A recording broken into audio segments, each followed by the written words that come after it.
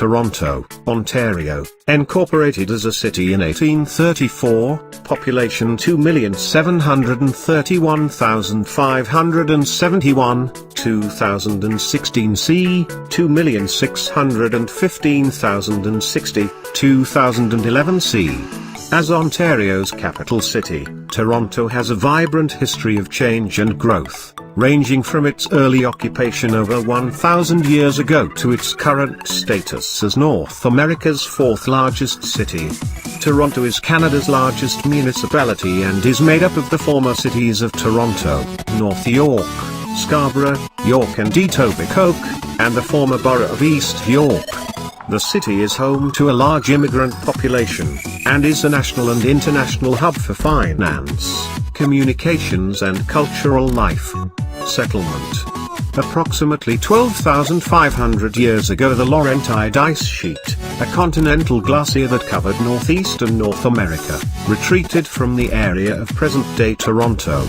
Soon afterwards, small groups of Indigenous people moved into the area to hunt animals such as caribou. Around 5,000 years ago, settlements in hunting territories began to form, and people congregated in large spring or summer gatherings at the mouths of rivers to fish, trade and bury their dead. By 500s, the population of southern Ontario had reached 10,000, and was made up mostly of Algonkian-speaking peoples.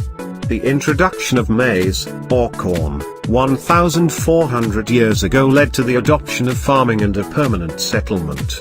By 1000, Iroquoian-speaking peoples had moved into the region of present-day Toronto, and by 1300 had established villages there.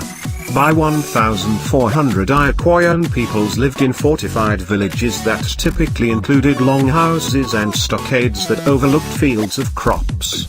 For a variety of reasons, including better soil and warfare with the Haudenosaunee, Five Nations Iroquois, of New York State, Iroquoians in the Toronto area began to slowly move north to join the Wendat, Huron, Confederacy in Huronia. In 1650, intertribal warfare and the diseases brought by Europeans led to the collapse and dispersal of the Wendat Confederacy. The Haudenosaunee established a series of settlements in Ontario, including 2 Seneca villages in present-day Toronto. Around this time, Algonkian speakers began to move south from the Canadian Shield into the Toronto area. Through a process of negotiation, the Algonkian-speaking Anishinaabe entered into an alliance with the Haudenosaunee. The Anishinaabe established settlements in Toronto while the Haudenosaunee withdrew to New York State. Some members of the Anishinaabe became known as the Mississauga, and dominated the area until the end of the 1700s. The name Toronto is derived from the Mohawk word karanto, which means where there are trees standing in the water. The word originally referred to the Narrows, near present-day Orillia, where Hurons and other groups drove stakes into the water to create fish weirs. French maps from the 1680s to 1760s identify present-day Lake Simcoe as Lac de Toronto. The spelling changed to Toronto during the 18th century, and the term gradually came to refer to a large region that included the location of the present-day city of Toronto. At some point between 7,000 and 2,000 years ago, Indigenous peoples discovered an overland shortcut between Lake Ontario and Georgian Bay. Later known as the Toronto Passage, this trail was an important north-south route for both Indigenous peoples and Europeans. European settlement. French fur traders had known all about the Toronto Passage since the early 1600s, and in 1720 they built a small store on the Humber River. This post failed financially and was abandoned in 1730.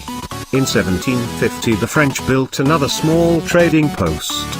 Fort Rueil, or Fort Toronto, located in Toronto's present-day exhibition grounds, was burned in 1759 by its French garrison during a retreat from British forces.